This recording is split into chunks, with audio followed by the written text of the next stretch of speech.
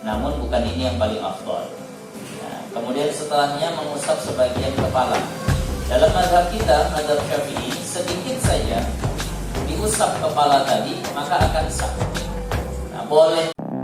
Assalamualaikum, selamat datang di YouTube channel Shimefa, konten edukasi dan wawasan Islami. Subscribe ya dan centang loncengnya. Selamat menonton, simak terus. Terima kasih. Pada kesempatan kali ini kita akan kembali melanjutkan kajian kita, kajian fikih dengan kitab Al-Aham, pembahasan melanjutkan masalah rukun-rukun wudu. Yuk. Kita baru bahas tentang niat atau sampai membasuh kepala. Adalah dari ujung jari arahnya kemudian berjalan ke siku.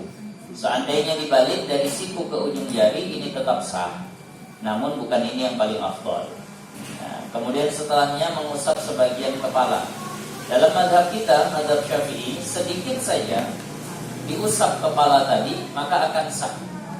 Nah, boleh kulit kepalanya, boleh rambut yang ada di kepala. Jadi yang diusap itu boleh kulit kepalanya, boleh juga rambut yang ada di kepala. Nah, tapi kalau rambutnya sudah di luar batas kepala, misal yang panjang sudah menjuntai ke bawah sampai ke bahu atau ke punggung, itulah yang diusap maka tidak memadai. Jadi yang memadai untuk diusap dalam wudu itu adalah rambut yang masih di batas kepala. Nah, karena kadang rambut perempuan itu panjang, maka yang panjang lebih dari kepala itu tidak memadai.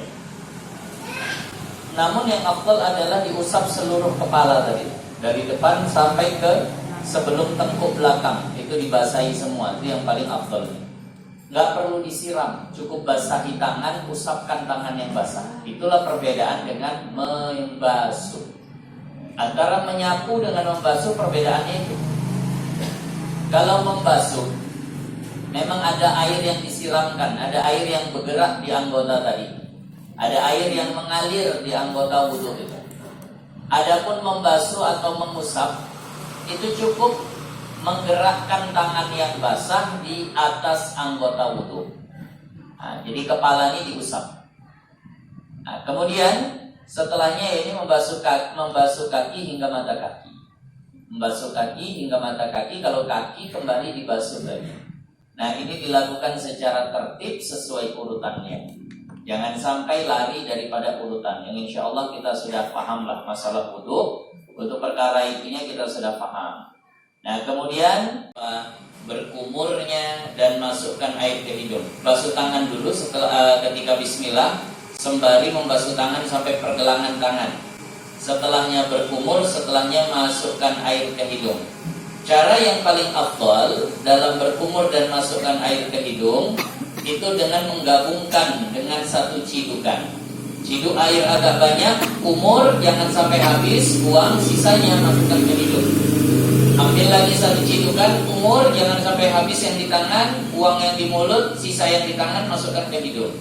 Inilah cara yang paling afdolnya. Nah, biasa kita kumur dulu 3 kali, baru masukkan ke hidung 3 kali. Itu memadai, itu sah, namun bukan itu cara paling afdol. Cara paling afdal adalah al-jam'u bainal mafmadah wal istinsyaq. Mengumpulkan dengan sekali cidukan, langsung digunakan untuk kumur-kumur dan juga masukkan air ke hidung. Nah, ini yang paling afdal. Rasulullah wudunya begitu. Jadi ditampung agak banyak, kumur sedikit, buang, habis itu sisanya masukkan ke hidung, buang. Tampung lagi, nah kumur sedikit, buang, sisanya masukkan air ke hidung. Nah, inilah cara yang paling afdal. Kalau seandainya mau dilakukan, namun ya itu tadi lah. Amal ini juga ujung-ujungnya kebiasaan. Udah ingat kaji, tapi karena biasanya tak begitu, balik lagi ke kebiasaan dari dulu ketika berwudu. Namun yang paling afdal adalah seperti tadi itu. Nah, sudah juga sempat saya bahas dulu. Jangan lupa caranya, bahwa karena sebelum rukun wudu, yakni membasuh wajah, ada amalan sunnahnya, basuh tangan, kumur-kumur dan masukkan air ke hidung, maka pasang niatnya 2 kali. Nah, waktu basuh tangan sampai pergelangan sengaja aku melaksanakan sunnah wudu dalam hati. Pas basuh wajah nanti sengaja aku melaksanakan wudu. Nah, sengaja aku melaksanakan fardu wudhu. Nah, ini cara yang paling afdal dalam berniat. Kemudian beberapa lagi kesunahan adalah sunnah bahwa jangan terputus-putus wudhunya. Wudhu itu bagusnya jangan putus-putus. Perhatikan. Berarti kalau putus-putus boleh, cuma tidak bagus. Ini yang terkadang sering ditanyakan oleh sebagian orang. Ustaz lagi wudhu, basuh wajah, basuh tangan, lampu mati. Nah, air nggak keluar. Jadi terhentilah. Sumurnya sumur bor, nggak bisa ditimba, nggak pula nampung air. Akhirnya baru basuh wajah, basuh tangan, wudhunya berhenti. Nah, 10 menit, 15 menit, nunggu segala macam, barulah air hidup.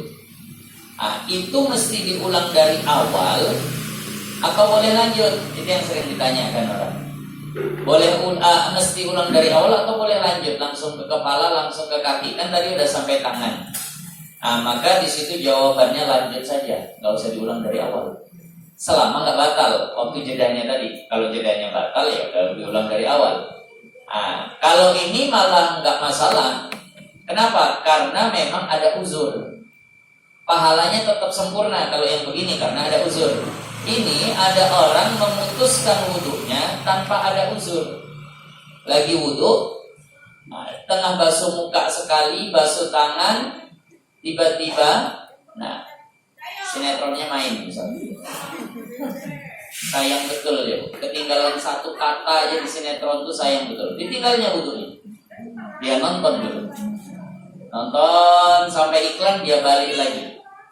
Boleh nggak dia lanjut? Boleh. Tapi pahala wudhunya banyak berkurang. Sah. Jadi wudhu putus-putus itu boleh. Nah, wudhu putus-putus boleh. Selama tidak batal ketika jeda tadi itu. Paham ya? Karena mualah itu hukumnya sunnah, bukan wajib. Mualah itu artinya berketerusan tanpa jeda, tanpa ada break, tanpa ada jeda antar wudhu tadi, itu sunnah. Maknanya sunnah ini kalau ditinggalkan nggak sampai batal. Nah, tapi janganlah begitu. Masa pula gara-gara sinetron ditinggalkan wudhunya. Kecuali yang hajat betul. Kecuali ada uzur betul seperti tadi. Nah, kemudian disunahkan 3 kali, semuanya 3 kali. Kumur 3 kali, masukkan air hidung 3 kali, basuh wajah, tangan 3 kali, bagusnya 3 kali kanan, baru 3 kali kiri. Jangan kanan sekali, kiri sekali, kanan 2 kali, kiri 2 kali. Ya boleh tetap berhasil, namun bukan itu yang paling afdal. Nah, kanan dulu 3 kali, baru kiri 3 kali. Kemudian disunahkan nanti yaitu mengusap telinganya. Telinga ini sunnah diusap. Dalam mengusap telinga, kalau pahalanya mau sempurna, itu ngusapnya 3 kali. Bukan 3 kali, 3 macam. Setiap macamnya itu 3 kali, jadi 9 kali dengan diusap. Pertama, jempol ini dibuat untuk yang di luar, sama telunjuk untuk yang di dalam. Nah, jadi basahi tangan, ingat, telinga diusap, bukan disiram. Jadi cukup basahi tangan.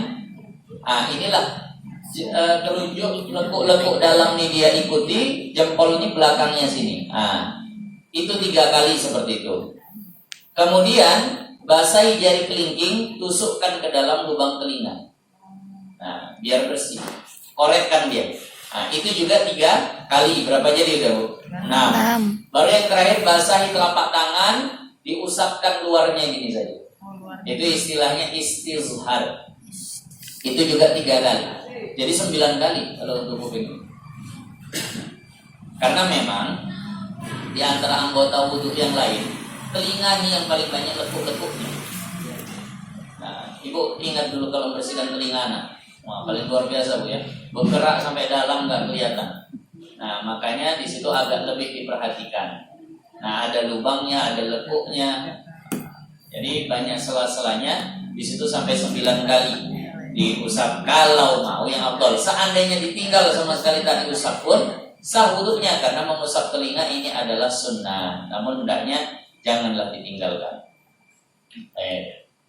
Nah, itu beberapa di antara kesunahan dalam wudu. Nah, kemudian kesunahan setelah wudunya hendaklah ketika selesai wudu ada sedikit amalan di sini bahwasannya bagi orang yang wudunya pakai wadah bukan dari keran, itu disunahkan untuk meminum air yang bekas wudunya, sisa dari wudunya. Itu sunnah.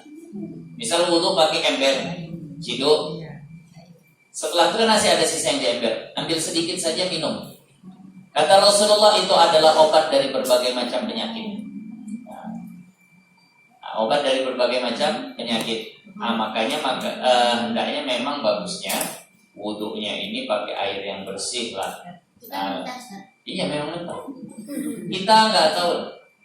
Kalau saya sekarang sih nengoknya orang sekarang banyak minum air mentah. Rata-rata banyak orang minum air mentah ya. Galon air mentah tuh ya.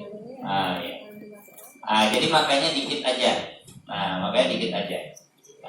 Nggak usah sampai banyak kali.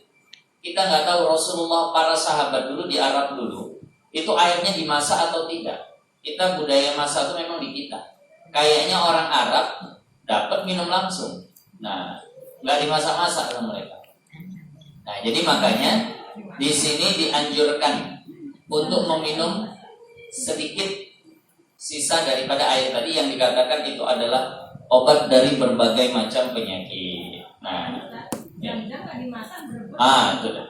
Zam-zam nggak dimasak. Makanya sedikit saja dengan niatan tadi, niat lisyifa, niatnya untuk menyembuhkan. Banyak resep-resep dari baginda Nabi untuk kesembuhan begini. Di antaranya itu tadi, habis wudu, kalau wudu pakai bejana minum sedikit air sisanya.